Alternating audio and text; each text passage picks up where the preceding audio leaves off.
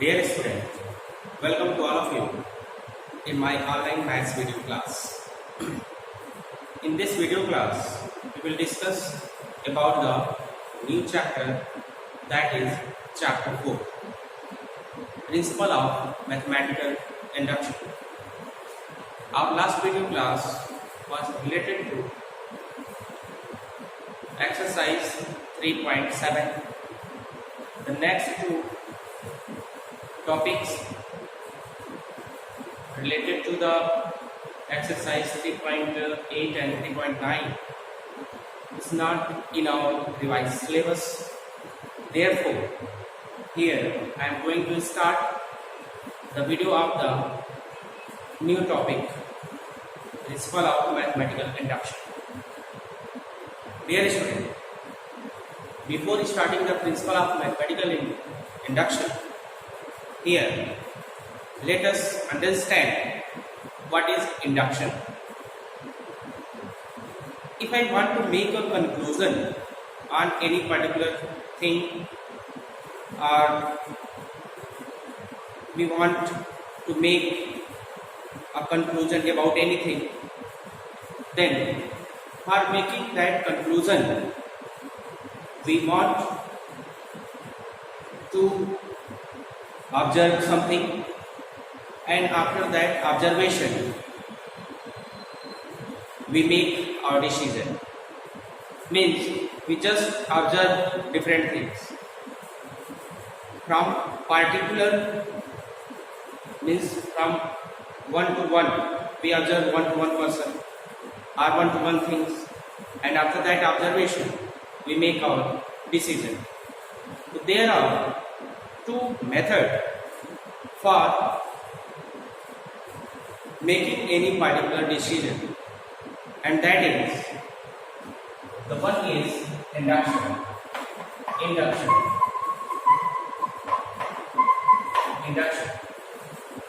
and the second one is deduction. There are two methods for making any particular conclusion. The first one is induction and the second one is deduction. Induction, we discussed about the different thing. We just observe different thing, and after that we make a decision. Then here we just particular to general, particular to general.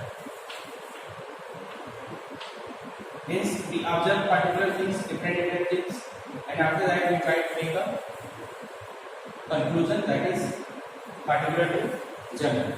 And in deduction, general to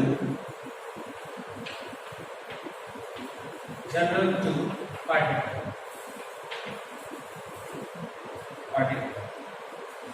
In your book also, it is mentioned that in drawing mathematical or scientific conclusion, there are two basic processes of reasoning that are commonly used. These are induction and deduction. In induction, the process of reasoning from particular to general, in induction, and in deduction, the process of reasoning from general to particular. Just like we have a rule, and on the basis of that rule we make a conclusion for any particular person in deduction. But in induction, we just try to think the different particular thing, and after that we make a conclusion for a general person. This is the difference between induction and deduction. But in our syllabus we will discuss about induction. Okay. After that it is mentioned, induction begins by observations. We just see different observations, and from the observation we arrive at some tentative conclusion. Any conclusion, tentative conclusion which is called conjunction. That tentative conclusion is called conjunction. A conjunction may be true or false. Whatever decision we are going to make, whatever conclusion we are going to make, that conclusion may be true also and may be false also. Okay, it is not possible that from particular to general, if you want to make a conclusion, then 100% that will be correct. No, it may be false also. Therefore, the process of getting a conclusion from particular to general, it may be true as well as false also. The principle of mathematical induction helps us in proving some of these conjectures which are true. Now, the conjectures are maybe true or false, but in mathematical induction, we will discuss how to make a true conclusion. Okay? After that, we will discuss about mathematical statement. On the basis of this induction, the name of our chapter is Principle of Mathematical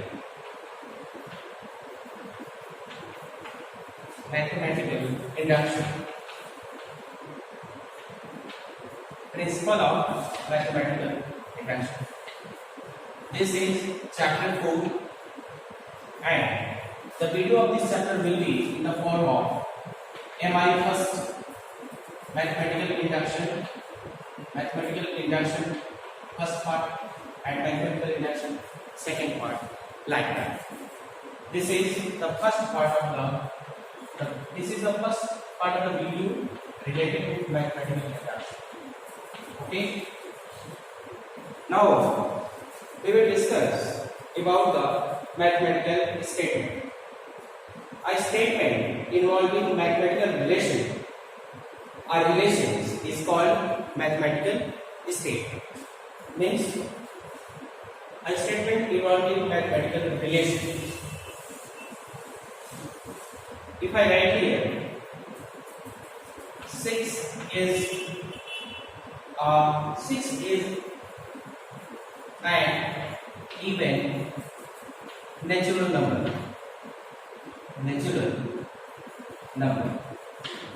This is a mathematical statement. Okay. Similarly, if you write sum of first and natural number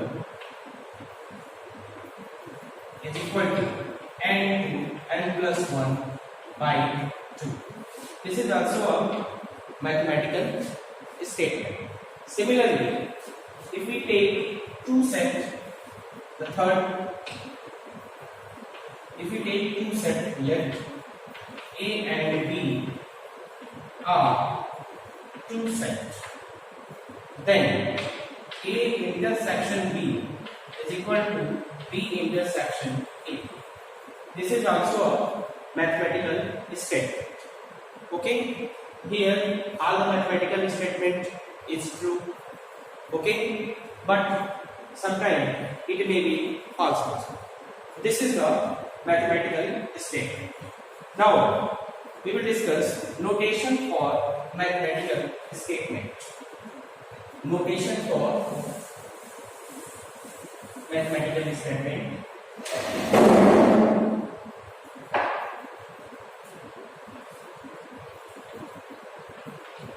Notation for mathematical statement.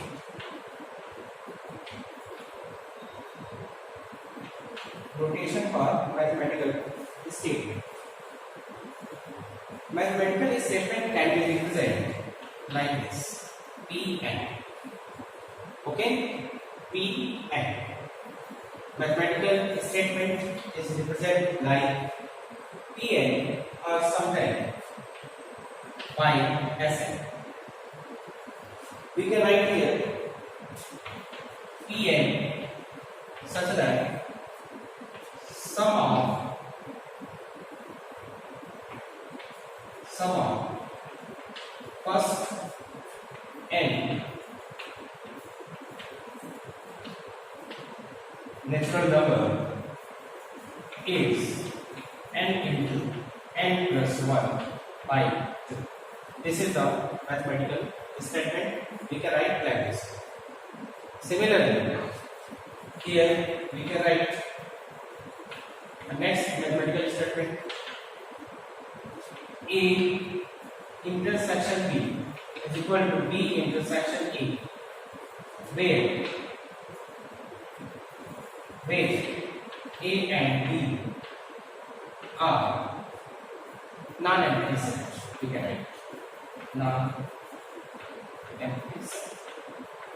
This is the way of writing mathematical statement using notation PL or PL. Earlier we can write SN also, but generally we are using PL. Not SN, not like this way. SN like this. Okay. These are this. Okay. Now let us see some question related to the exercise 4.1.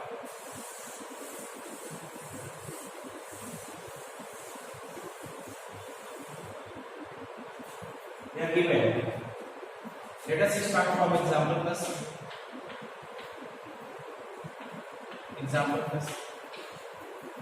The example first is Pn is the statement n cube plus n is divisible by 3. Pn such that n cube plus n is divisible by 3. Okay, and the question is so that P3 is true but P4 is not. The question is if Pn is the statement n cube plus n is divisible by 3, then so that Pn is true but P4 is not true. So here first of all we find P3, which is like this way, 3 cube plus 3 is what? 3 3 9 27 plus 3 is equal to 30, which is divisible by 3. Therefore this is true. Okay, clearly it is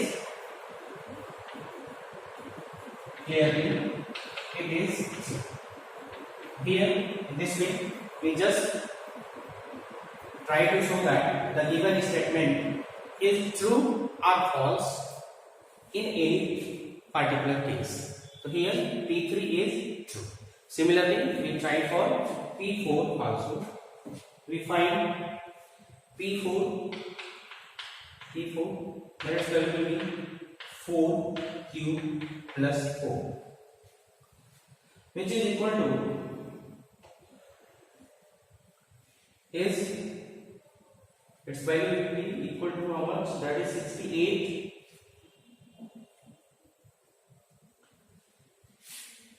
is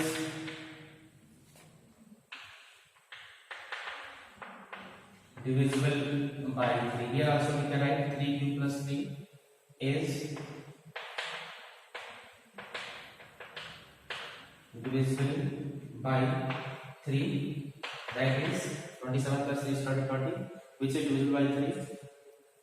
Clearly it is true. Here 4 cube plus 4 is divisible by 3. Okay, that is its value will be 68 is divisible by 3.